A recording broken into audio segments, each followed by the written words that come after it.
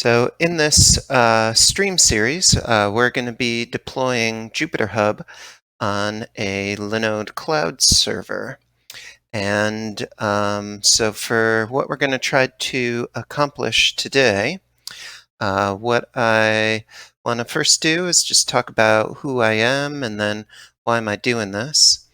And then want to review where the GitHub repo is for the stream. And then we're going to talk about the code of conduct for this stream, um, just for commenters, also for anybody that's going to be a moderator, what's our code of conduct here. And then after that, we'll quickly review what JupyterHub is and look at a running Jupyter notebook, and then take a look at the documentation that will follow in the series. Then we'll review what tools and services we need in place. So this is what we went over in the stream last week. So I just want to do a quick recap of that. And then we're going to get into the new stuff for this week. We're going to talk SSH keys and how to use PuTTyGen to create an SSH key locally. And then after that, we're going to talk virtual private servers, or VPSs, and we're going to log into Linode and create a new private cloud server for us. That's the server that we're going to install and run JupyterHub on. Linode is a cloud service provider like DigitalOcean or Amazon AWS or Google Cloud or Microsoft Azure. I've got some free credits on Linode, so that's the cloud service provider that we're going to be using in this stream. Then we'll talk about SSH, and we'll log into our server over SSH using PuTTY. And then once we're logged into the server, we'll create a non-root sudo user. That'll be a user that has administrative privileges on the server, because we're going to need to have that user be able to do things like install new software packages and stuff. And then we'll modify the UFW firewall, and we'll also save the command line history. So I want to keep a good record of that over the course of the stream. Next, we'll log into the server as our non-root sudo user, and then we will add a bunch of files to Git, and we'll commit, and then we'll push. So we'll probably be at like the halfway point on the stream for today, and then we'll decide, do we want to do DNS and domain names, or we could install Miniconda, some Python packages, and install JupyterHub. So we'll see how we're doing. So if we decide to do the domain names and DNS, then we'll mess around with Linode's dashboard and Google Domains. If we decide to install Miniconda and some Python packages and JupyterHub, then that'll require a couple of steps and a couple of these installations, like setting up a JupyterHub environment, installing Jupyter, NumPy, Pandas, this package called XLRD, matplotlib, simpy, requests, bouquet, altair, and finally JupyterHub itself. And then after doing all that install stuff, we should probably save our history. And so if we do get all that installed, then we'll try to run the server for the first time. If we decide instead we're going to do DNS stuff, we'll do our domain name routing, and then we'll see what's next, because it can take a little time to do that domain name routing. And then finally at the end, we'll review. We'll preview the next episode, and we will push our code up to GitHub so that you all have access to it. All right, so who am I and why am I doing this? So I'm Peter, and by day I teach engineering at a community college, but I'm also a coder and teach engineering programming. I'm the author of Python for Undergrad Engineers.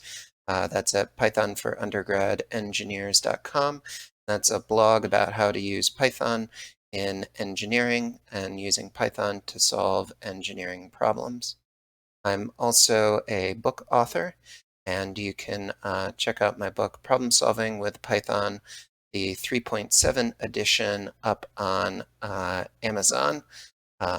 So let's save both of those links, and we'll stick it in our growing notes here. So this is the blog, and then for the book, let's grab this link from Amazon.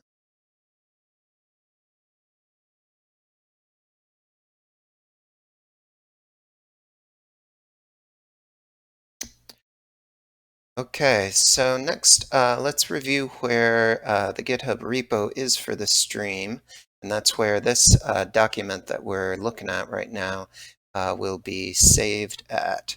So if you go to github.com, then Professor Kazarnoff, and then Stream 2020, that is the GitHub repo for what we're working on right now. So note that we made some changes here. Let's make sure that's saved. And then if I go here to GitHub under Season 1, Episode 2, I can see the contents right here. And you can see the who am I and why am I doing this. But note that in our notes here, we added these links. So let's bring up the Anaconda prompt. That's usually how I interact with Git on a Windows computer. And if you have the Anaconda distribution of Python installed on your machine, you just go to the Windows Start menu and type Anaconda, and that'll allow you to open the Anaconda prompt. I've already got the Anaconda prompt open, and right now I am in the Stream 2020 directory, and the file that we just edited, that was in this Season 1, Episode 2 directory. So let's type some familiar Git commands. We'll type git add dot. That'll add everything in the repo that's not part of our git ignore. Then we'll type git commit -m, and then we'll say add links to content of Season 1, Episode 2. And then next, we'll type git push origin master. That will push our changes up to GitHub. And now when we go back to GitHub here for our stream, if we refresh the page, now you can see that the changes we made locally are reflected here on GitHub. So any code that we're writing as part of the stream, I'll also try to save any commands that are used in the stream. I'll stick the here in this GitHub repo. So next, let's talk about the code of conduct for the stream. You can find the code of conduct for the stream at this link. And this code of conduct follows Project Jupyter's governance model. And many open source projects have a code of conduct. They want the people who are interacting and using that project to follow. So as more people join the stream, I just want to make sure that this stream is an inviting and safe place for you to learn something about programming and coding, and to try to make sure that everyone feels welcome and feels like they belong. So this is written down in Code of Conduct for the stream. And this is mostly copied, like I said before, from the Project Jupyter Code of Conduct. So we just want to be an engaged and respectful community, because people from all over the world may interact with this stream. And anyone who's watching the stream, chatting along with the stream, or maybe submitting code, your involvement helps further our mission, is to create like an open platform for learning and for becoming a better programmer. So I won't go through all of the details, but this is the kind of conduct that's expected and that you can expect from this stream. So be friendly and be patient. Be welcoming. Be welcoming to everyone who joins in on the stream, whether they are subscribed, whether they chat, or whether it's me. Be welcoming to everybody. Be considerate that anybody watching this stream, give them the benefit of the doubt that they're trying to learn, and be considerate of your presenter. I'm doing this on Tuesday nights. This isn't part of my full-time job. I don't get paid for this. Be respectful. You're not going to agree with everything I say all the time, but disagreement isn't an excuse for poor behavior or bad manners. So I definitely welcome respectful disagreement and welcome many points of view. Just give that type of feedback in the same way that you'd like to receive it. And just be careful with the words that you choose and be kind to others. I'll try to do the best that I can to be careful with the words that I choose, as I know that there might be a diverse audience watching the stream. And for anyone in the comments or anyone involved in this streaming project, just be careful with the words that you choose. Please moderate your expectations and respect the way that other people spend their time in the stream and on the project. So you may be joining late. That's fine. You may need to leave early. That's totally fine. I'm going to try to stream every Tuesday at 8:30, but something might come up. So just be respectful and moderate your expectations. When we do disagree, try to understand why and try to understand the other person's point of view. And remember that an apology can go a long way. It could de-escalate the situation, and telling someone that you're sorry is an act of empathy. So these are the kind of things that I expect from myself on the stream, and that I expect all of you who are watching and participating in the stream and commenting that you follow. So if you notice that there's a violation with that code of conduct and you don't feel that someone's been welcoming, you can file a report at this email address. And if you want any more details on how this type of thing will be enforced, take a look at the enforcement manual that's also up on GitHub. So this original text came from SpeakUp and Django, then was modified by Project Jupyter, and then I modified it a little bit. So I'm really grateful for all of those projects for committing these materials under an open source license that allows easy reuse and allows me to be able to share the code of conduct with you. So if you have any questions about the code of conduct, please stick it up in the chat. Basically, just want to make sure that we're friendly, patient, welcoming, considerate, respectful, that we're careful in the words we choose, we moderate our expectations, that we try to understand each other's disagreements, and we remember that an apology can go a long way.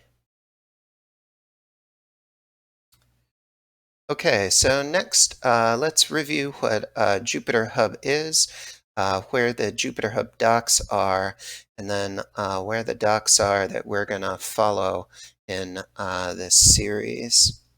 So JupyterHub is a way of running Jupyter notebooks in the cloud. And we're going to try to replicate on a cloud server how we can have Jupyter notebooks running locally. So if you install the Anaconda distribution of Python on your computer, then you can go to the Start menu and type Jupyter in order to open up a Jupyter notebook. When you do that, you'll be greeted by the Jupyter file browser, and you'll be able to see the common folders on your computer. You click New and Python 3.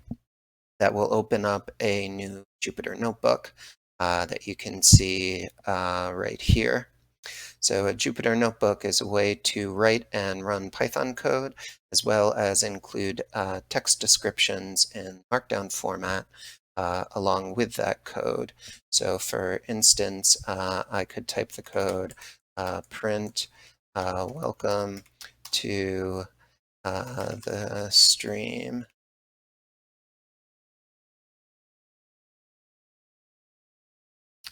And now this code has been run. Right now, this web browser is sending requests to something called a Jupyter and a Python kernel. So that Python kernel is a running process on your local computer. And when you do things like, for instance, save the file, that sends a request to the running kernel to do that action. The kernel is also the thing that runs the Python code. But since this is running in a web browser, then couldn't we get the same functionality just by using a web browser and going to a regular website? And not having to install Python on our computer locally? And the answer is yeah, you can do that. And one of the ways you can do that is with JupyterHub. So JupyterHub is a way to serve Jupyter notebooks over the cloud for multiple users. And it's also a way that you could share Jupyter notebooks with other users or share data with other users. There are a bunch of ways to run Jupyter notebooks in the cloud, such as Google Colabs or Azure Notebooks. Running your own JupyterHub server is sort of running your own private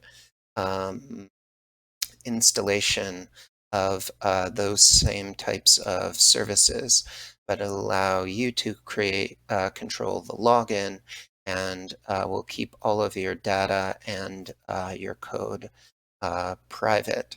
So I've been teaching Python for my day job, and one of the things that was important is to make sure that students' code remains private and isn't public over the internet. So JupyterHub allows you to do that for a classroom. Another application of JupyterHub is you could use it in a lab situation. you're a researcher and you don't necessarily want to share your results yet, haven't published your paper yet, or maybe some of your data contains private information like healthcare information, running your instance of a JupyterHub server would be a good way to share code, run Jupyter notebooks without having to install Python on any lab computers. And if you're working in industry, JupyterHub is a good way to share code with your other team members, is a good way to have the same Python packages installed for all of the users, and is a way, if you're doing onboarding, to get people started up really, really quickly. They can do this remotely. Just log into your company's JupyterHub server and start writing and running code. So the documentation that we're going to follow in this streaming series can be found here. And the link to this is in the GitHub repo for the stream. What we're going to be working on today is setting up our SSH keys and then doing our initial server setup. And then we'll see how much time we have. We'll decide whether we'll install JupyterHub or whether we'll do our DNS routing at the end of today. This set of documentation includes Google OAuth. I think we're going to try to do GitHub OAuth as well. So GitHub usernames and passwords, and we'll change it to Google usernames and passwords. And another thing that's different is that this documentation follows along with a setup for DigitalOcean, for running JupyterHub on DigitalOcean. And we're actually going to be running our JupyterHub installation on the stream on Linode. Okay, so next let's review what tools we need in place, what services you're going to need. And this is the stuff that we talked about last week on the stream. So I'm going to go pretty quickly through the things that you need if you're following along with the stream to do your own JupyterHub deployment. So first, you need some type of computer, something that has internet access. I'm using a fairly generic Dell laptop that runs Windows 10. You could also use Mac OS or use Linux in order to do this deployment. But I'm doing all of this deployment on just a regular Windows 10 laptop that has an internet connection. In addition to that, I recommend installing Visual Studio Code. That is this program, and it's a code editor, and I like it quite a bit. It's pretty lightweight, and any code that you write locally, you could later push that up to GitHub like we're doing with the notes. And I think it's a pretty good product. Plus, it's free. In addition, you're going to need to have PuTTY. PuTTY is an SSH client for Windows. It'll allow us to log into our cloud server over SSH. You should also have an FTP client. I'm going to use FileZilla. It's a way of uploading files from a local computer up to a cloud server. And if we've got fairly large files, it's easier to use FileZilla to upload them than it is to manually type them in over SSH. So I recommend you use an FTP client for those bigger file uploads. If you're using Mac OS or Linux, you could also use SCP or rsync. You should also have a GitHub account if you're going to try the GitHub authorization using GitHub usernames and passwords. I've already got a GitHub account. And GitHub is where we're sharing the stream notes and where the code of conduct is. It's also just a good idea if you're learning how to code to get a GitHub account, because it's a common way that programmers share open source code. You'll also need a Google account, like a Google username and password, or just something that you log into Gmail with, or Google Docs with, or Google Calendar with. And you'll need that in order to get Google usernames and passwords working. I've already got a Google account. We're going to deploy our JupyterHub instance on Linode. As I mentioned before, Linode is a cloud server, cloud service provider like AWS or like Microsoft Azure. And there's a way that you can get free credits on Linode too if you're a first-time user. We're just going to create a pretty small server, and so free credits that you get on Linode, that'll be enough to follow along with this stream.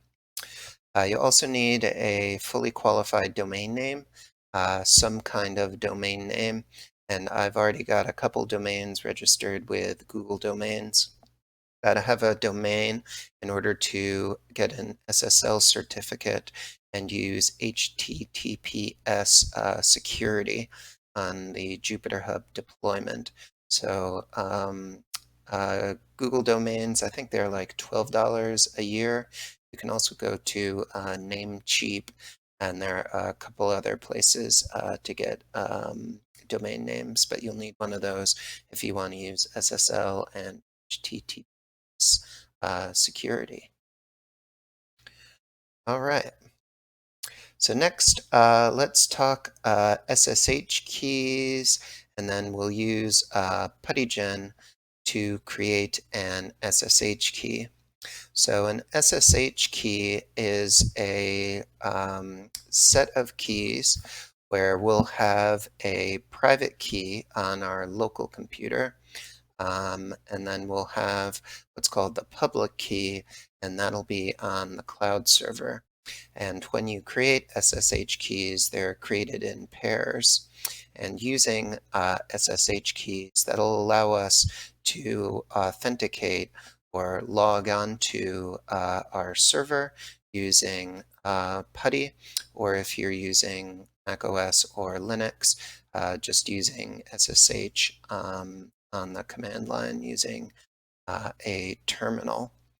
One thing that I found when I did my first JupyterHub deployment is you have to make sure that you save SSH keys in a place that you have access to. And on this laptop, like for instance, I might save them just on a folder on the desktop, just for right now. And want to make sure that you've got access. So if you installed PuTTY, like I showed here, then you should have access to PuttyGen. And so what we're going to do next is we're going to use PuttyGen to create a pair of SSH keys that we will later use to log onto our cloud server. So I'll go to the Windows Start menu and type PuTTY, TTY.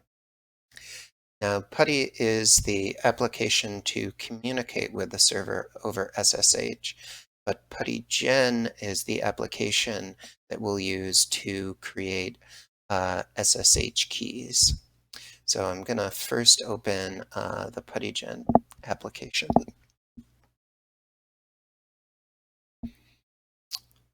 So here is the PuttyGen window. And all we're going to do is click this generate button. And then after we click it, we can randomly move our mouse around this area. And that will create some randomness for the key. Now, right before it's going to be done with the key creation, I'm going to like switch off the screen share. So I'm going to go to um, this, and it'll say sensitive information. And that's just because I don't want to publicly share my SSH key over the internet. And I'll be right back after I make sure that that will be shared on the screen. So we'll click generate. It says generate some randomness by moving the mouse over the blank area. And you can just do that while the green bar there is moving.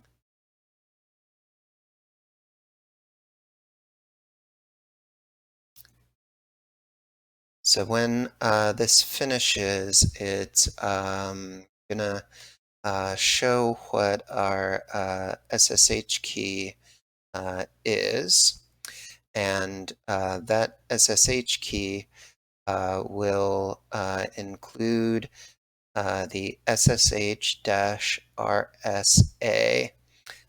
beginning, and then the rest of it will be this random set of digits. So I'm gonna see if I can this down.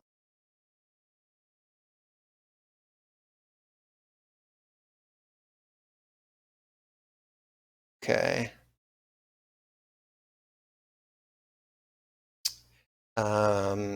So what I'm going to do is I'm going to click the Save Public Key button.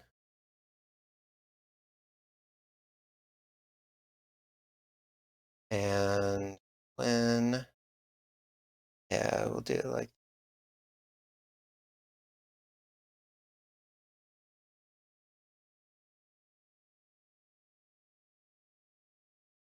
so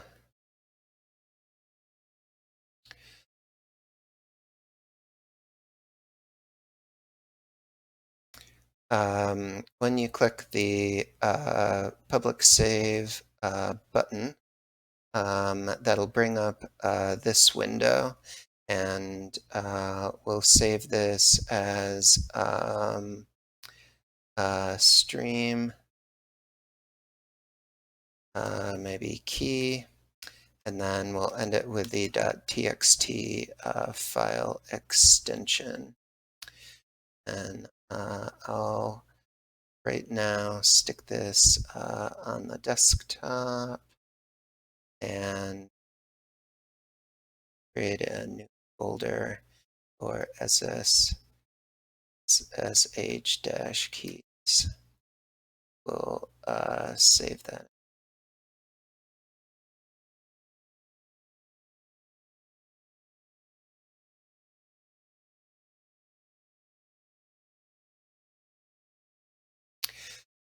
So next what we'll do is we'll click the Save Private Key button.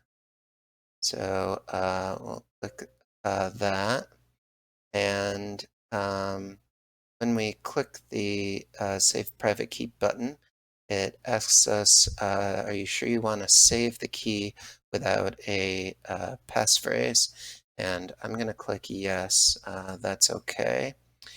And then I will navigate back to the same place on the desktop here in SSH keys, and I'll save this using like a similar file name, but I won't need to include an extension. The .ppk extension will get added automatically. And I'm going to go back here, my file browser, SSH keys, and I call this stream underscore key. So I'll call this the same thing, stream underscore key, but no extension. So I'll hit save. And that has saved our keys. So the last thing I'm going to do is I'm just going to copy everything from the public key window and just save that on the clipboard. And because what we're going to do next is create the server, it's nice to have that on the clipboard. We did save it already in the text file, but having it on the clipboard will make it a little bit easier. Okay.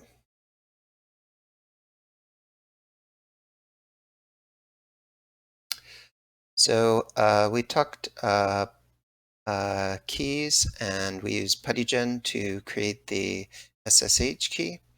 And we noted that the public key will be stored on the cloud server,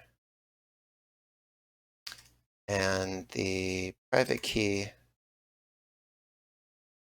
will be stored on our local computer, and we'll use it to mount into server over SSH.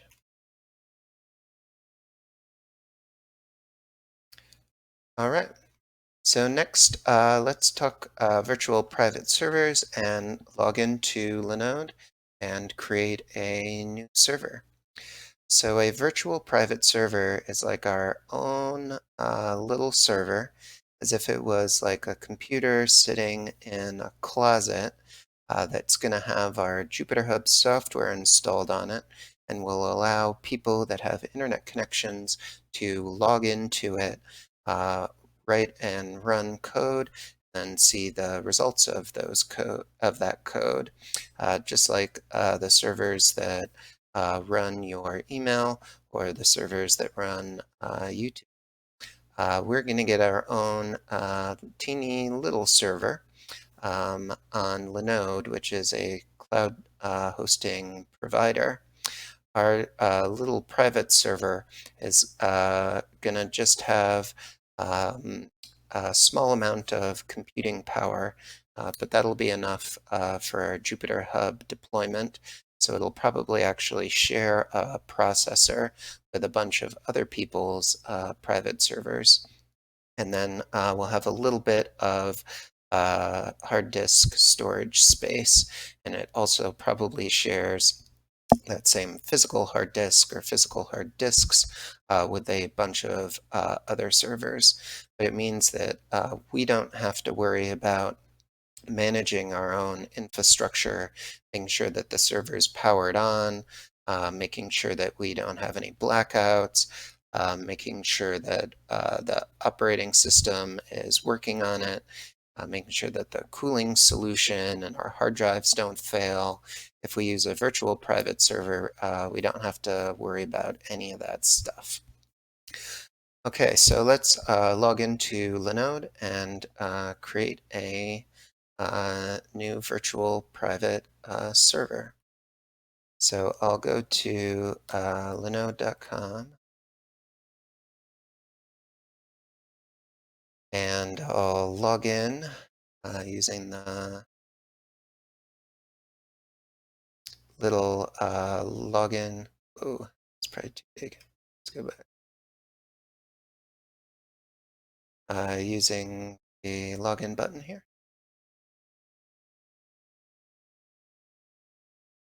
And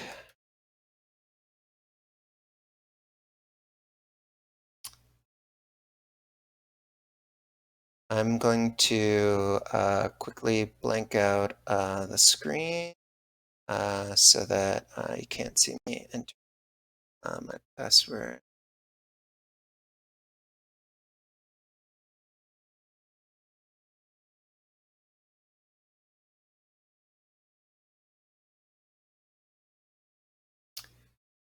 So I've also got two-factor authentication working. So I've also got to grab a code from my phone. So just hold on a sec while I stick that in.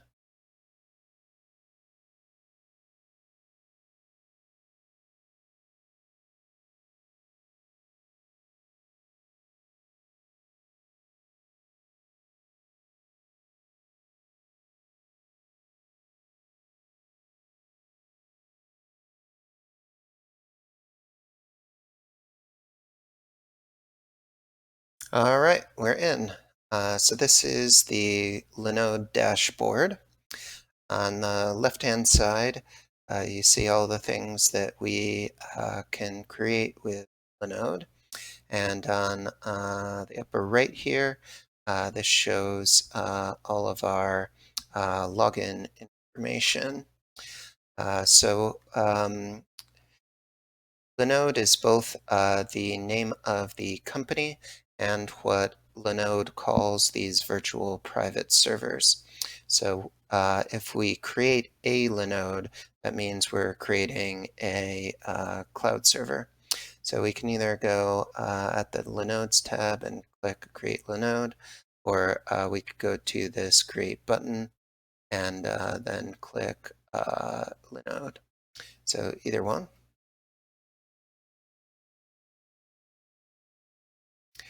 So we've got a couple different options here. We could manually select a distribution, or we could choose a one-click installation. So these one-click installations already have a bunch of software installed on them. So for instance, if you're deploying a Python Flask application or Python Django application, you could maybe select those options. But since we're creating a JupyterHub deployment, there's no one-click option for that. We're going to go here to distributions. So the distribution that we're going to use is going to be Ubuntu 1804, which is it's actually not the most current LTS release, but it's the LTS release that we're going to use. 20.04 just came out, but I've used 1804 before, so that's the operating system that I'll choose. Next, we'll choose regions. Just choose a region that's close to you. So I'm in the Pacific Northwest, so I'll choose Fremont, California. So next, for the plan, so note that here under standard, it says $10 is the cheapest monthly, and you could also create a dedicated CPU instance, high memory instance, or a server that has GPUs attached to it. We don't need anything that fancy for us. So I'm going to click this Linode or Nanode link. And this is the cheapest server that we can get on Linode. So I'll select that one. So it's $5 a month. It's got one CPU, 25 gigabytes of storage, and 1 gig of RAM. So I've got a credit, I think, for $20. So this will allow me to run this server for 4 months. So for the Linode label, I'm going to call this JupyterHub-stream. And we don't have to add tags, but let's add JupyterHub And let's add stream 2020 as our tags. So next, we can enter a root password. So I'm going to use just a little bit of Python to create a random password to enter in here. So here in GitHub, I've got a GitHub gist. So maybe I'll copy this into our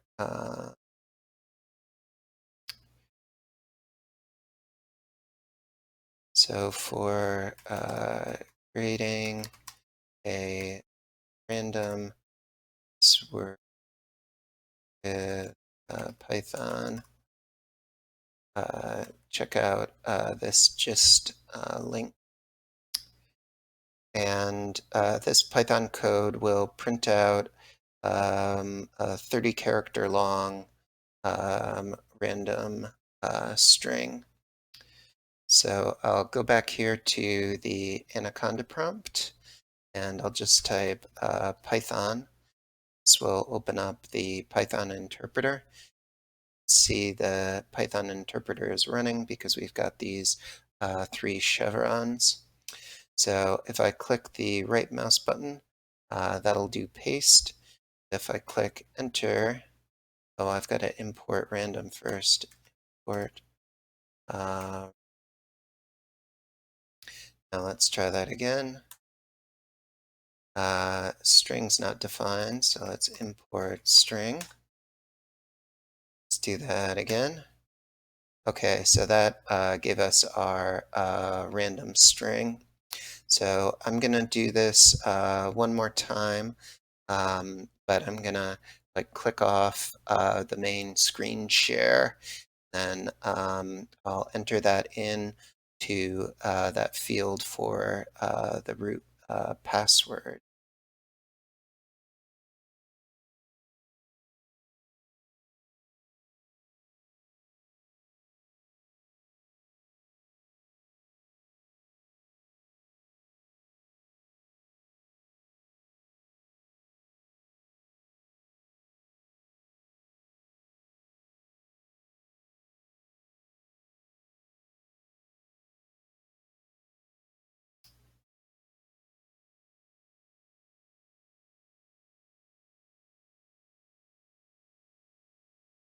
So I'm just saving my password here, just in a text file. So right back.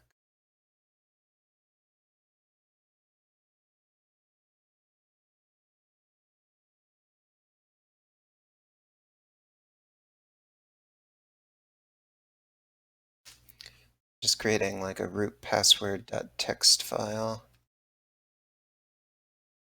Inside of that file, just the password that got spit out.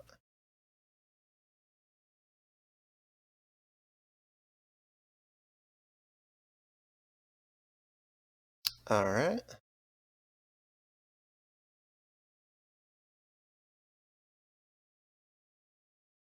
So next, what we'll do is we'll add an SSH key. So here we need to copy in what the public SSH key that we created with PuttyGen. So I'll say this is the stream 20 key. And I'll grab that public key from the text file that we had earlier. And then I'll click this add key button. So I'll be right back.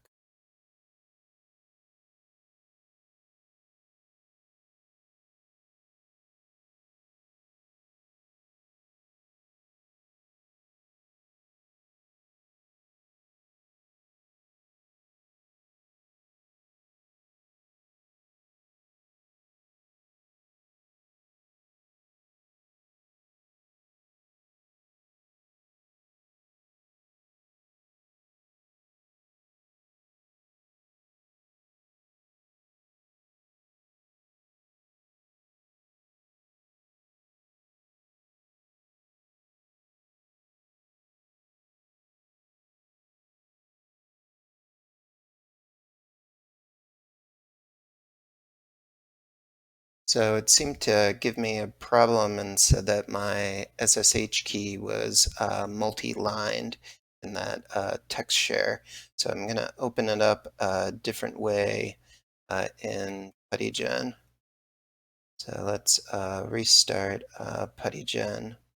And instead of clicking generate, we'll click load. And then we'll load up the stream key that we created earlier. Click off the screen share for a sec.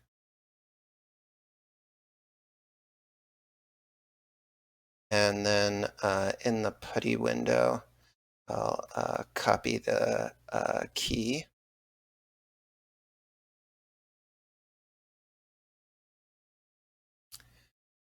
Okay. So from PuttyGen, I copied the key. Now I'll try pasting the key from PuttyGen to this SSH public key window.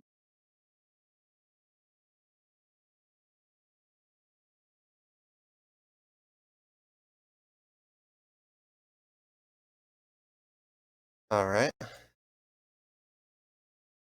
So that looks like it worked. Next, we won't click either one of these. We don't need a backup. I don't know exactly what private IP means, but I don't think we need one. Hopefully that doesn't bite us bite us later. Okay, so just to recap, we're creating a server with Ubuntu 18.04, using the Fremont region, using the cheapest nanode, that's $5 a month. We added a label to it. We added some tags. We created a root password that was randomly generated with Python. And then we uploaded our public SSH key that we created earlier with PuttyGen. So next, let's click Create.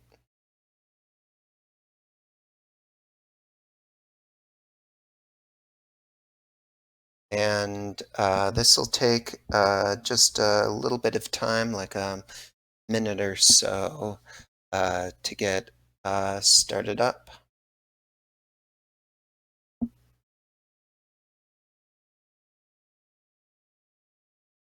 So now it says it's booting. It's a good sign.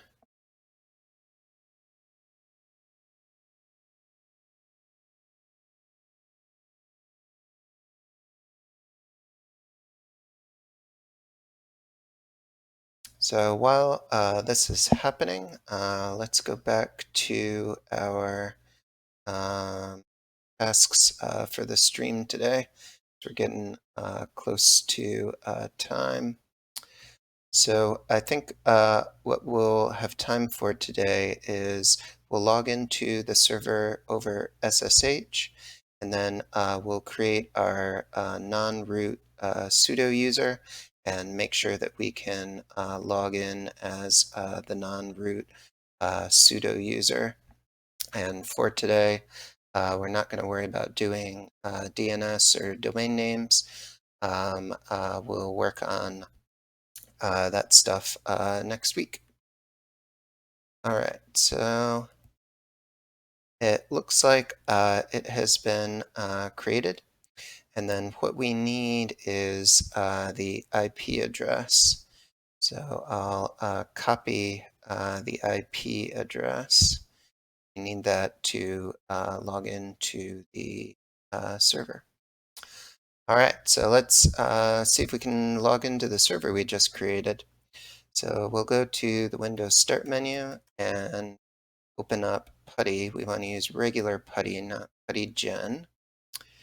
Then here in we want to select SSH, and then in the host name, we want to paste the IP address of our server. Then here under connection data, we're going to use the root login name. And then we are also going to go to this SSH and auth section, and we're going to browse for our private key. I want to select the PPK key. Then I'm going to go back here to session, and I'll create call this JupyterHub stream, and this is the root login. Let's save that. And I also want to go to window appearance. I'm going to make the font a bit bigger so that you can see it.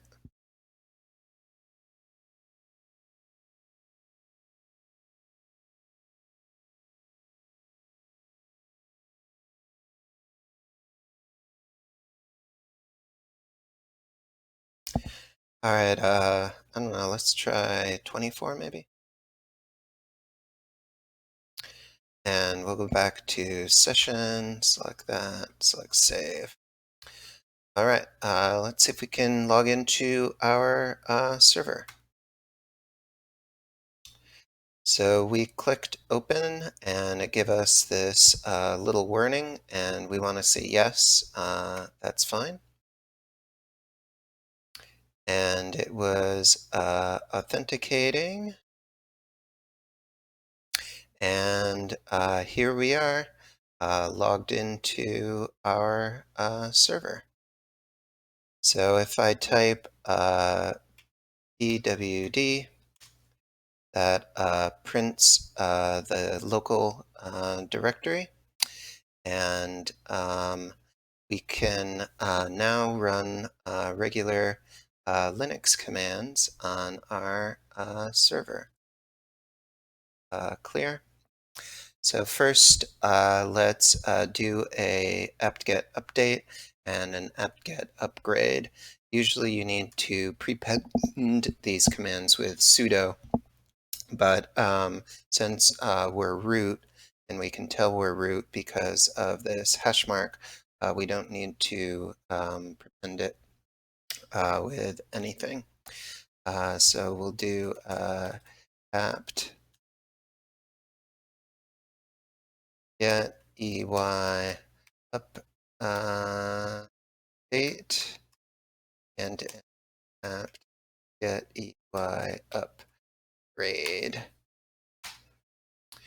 And this will run for a little bit, and it'll update the system with any new packages or any new, I guess, releases of packages that are already installed. This is a very good idea to do when you create a new server for the first time.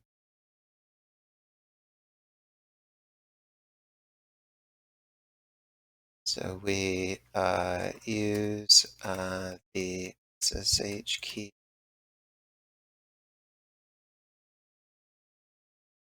log server as root, and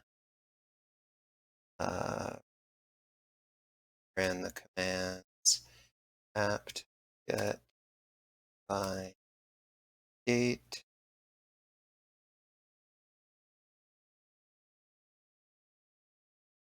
get by up.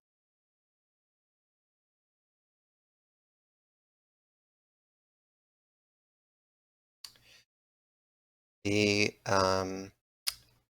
EY flag right here, this means yes, and it means we don't have to enter in yes when it asks us if we in fact want to update and upgrade. And then this double ampersand, the and, this allows you to run two commands on one line. So instead we could have run the two commands separately, typed enter in. But if you do double ampersand, that allows you to run on the same line. So it just saved a little space. Okay, next I'll type clear. All right, so we've updated the system. So now let's add our non-root sudo user. So we'll type the command add user, and we'll call our user Peter. And then we'll enter a password, Peter. And here you can just click through. You don't actually have to enter any names there.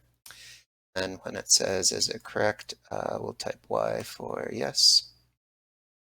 So now we should be able to switch the user from the root user to Peter. But before we do that, let's give Peter sudo privileges, give your privileges to do things like install software and stuff. So we'll do that with the command usermod a g for add to group, and we want to add sudo group, do it to the user Peter. So now let's switch user, the su command. Let's switch to Peter. And now you can see before the prompt here that it shows Peter. And that's our new user. So we can check if Peter has sudo privileges by doing something that only sudo users could do. So if we type ls-la/root, that's trying to look at the root directory. It says you can't do it. Permission is denied. But let's try to use sudo privileges and type in password. And now it allows us to do it. Sweet. So our user, Peter, is a sudo user. So we'll exit out of Peter's profile. And the last thing that we're going to do as root is that we are going to move over the SSH keys from the root account into the Peter account. And we're going to do this with rsync. So we'll type the command rsync, and we'll --r archive, do --c h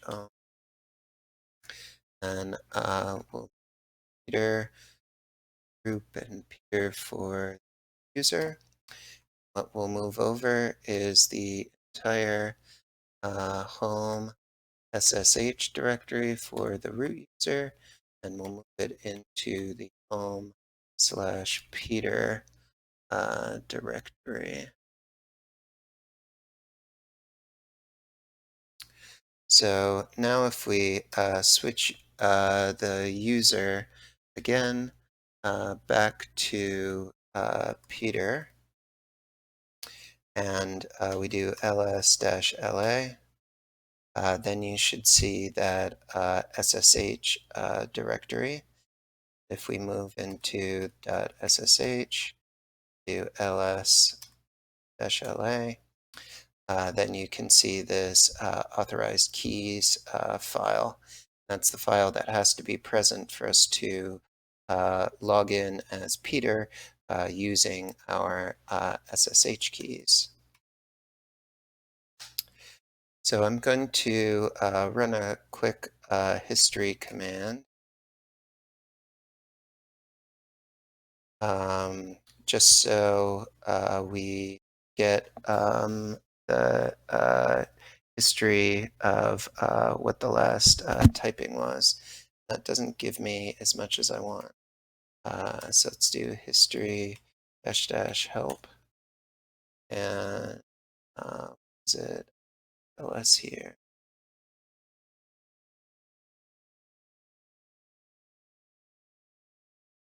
Get more lines than that.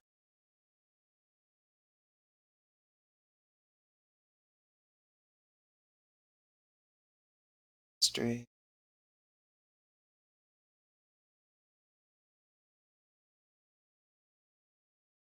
The history. History B.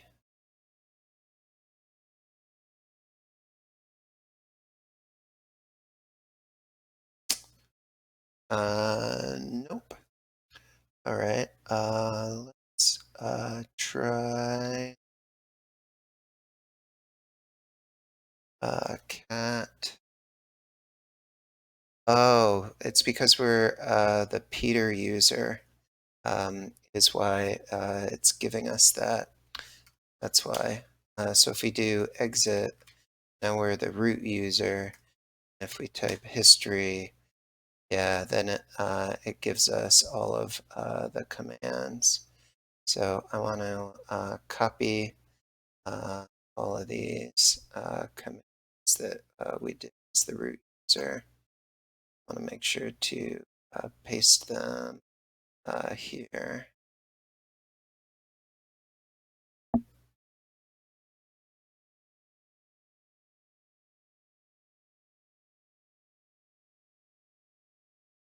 Next week on the stream, I'll be better about making sure that I do this without the lines. There's some flags, some stuff we can do with the history command. Make so.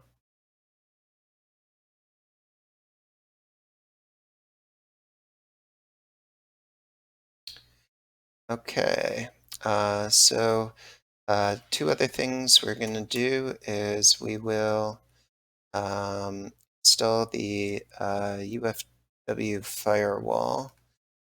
Do apt-get install UFW. So it says it's already install, and then we'll do UFW allow open SSH. Then we'll do UFW list.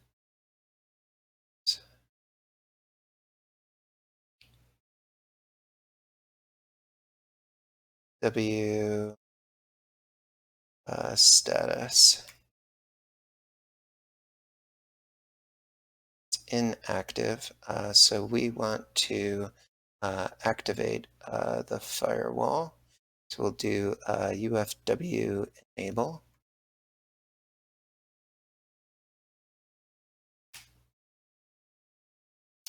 Now let's do UFW status. And it says that it allows open SSH, and we want to make sure that everything else won't be able to be used. Okay, so I'll type history again. Story. We did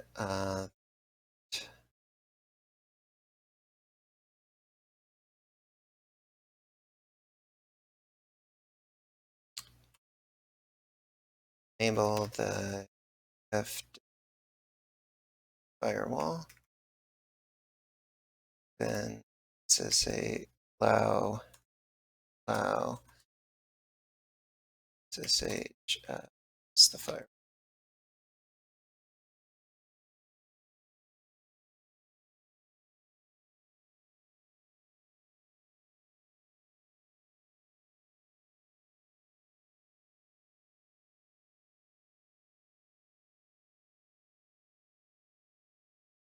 So the list command, but the status.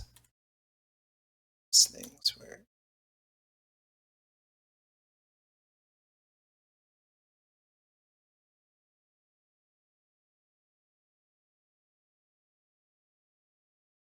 So the last thing we do today before we review is that we will log into the server as the non-root sudo user.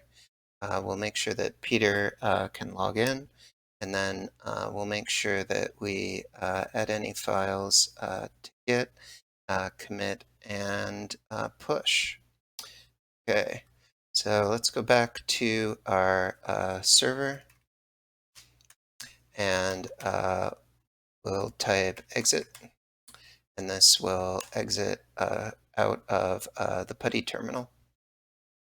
So now let's try to log into the server using our non-root sudo user Peter. So we'll type PuTTY, whoops, PuTTygen, regular.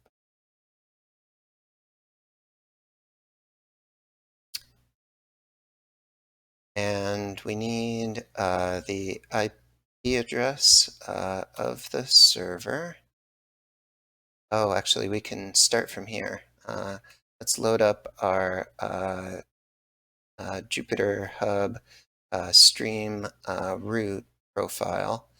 And the things that will change is we'll change the auto login username, but we can keep SSH and the auth. We want to make sure that we are using that stream key just like we did before. Maybe for appearance, I'll do one font size bigger. Go back to session. Call this one. Okay, let's see if we can log in successfully.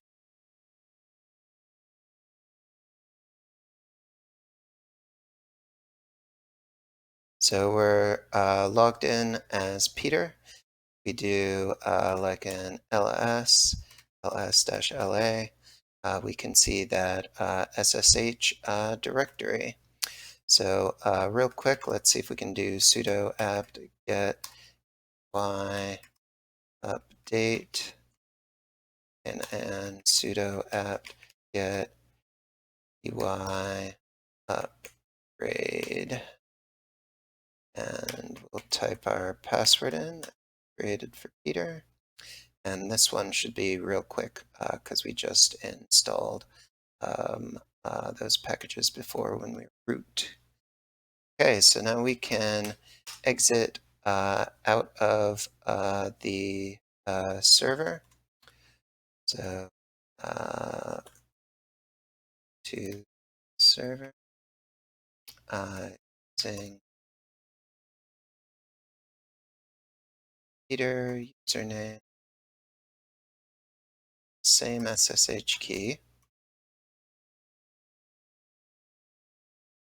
Sure you can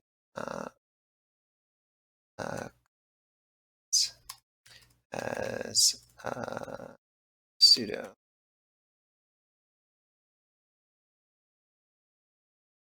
And what we did was just sudo apt get by date, sudo apt get by upgrade.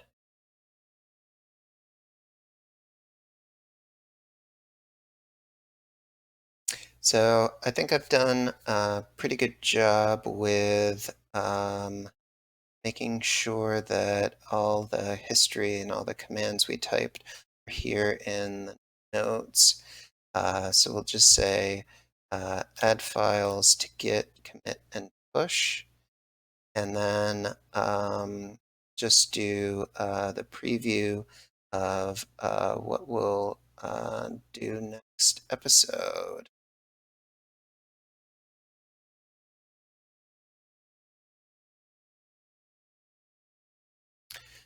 Make sure that's saved.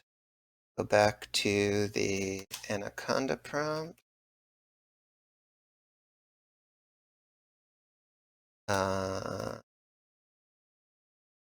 And here I want to do a git add, git commit,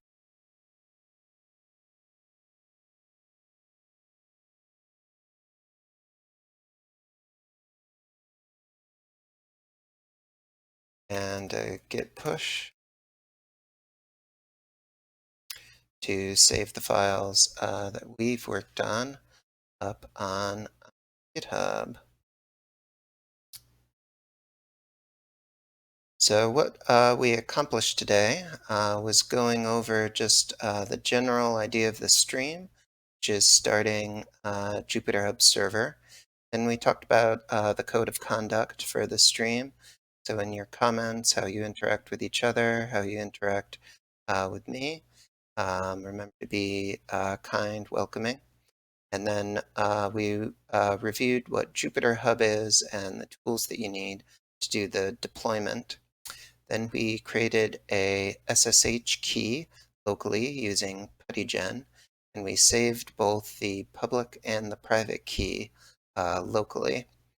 Then we talked virtual private servers, and we logged into Linode, and we created a new server with a random password from this Python code. Then we logged into the server with Putty. We did an upgrade, and then we created a non-root sudo user. Maybe I'll take that out, and added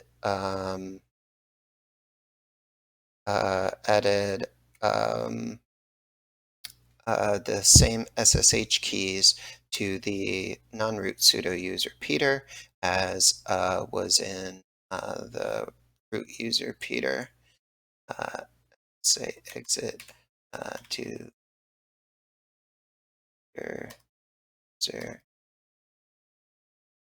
root. Then we enabled the UFW firewall and opened OpenSSH, and then we logged in as our non-root sudo user Peter, and made sure that we could run a command that only sudo could do. So coming up in the next episode, I guess what that means is that we're going to have to do all the stuff like the install, or do the deciding on the domain name next week. And we'll also see if we can possibly do some other security things on our server. So thank you for watching the stream this week. I hope you learned something. I enjoyed sharing out and communicating, and I hope to be back on next Tuesday at 8:30 Pacific time to do this again. So thank you very much, and I'll see you next time.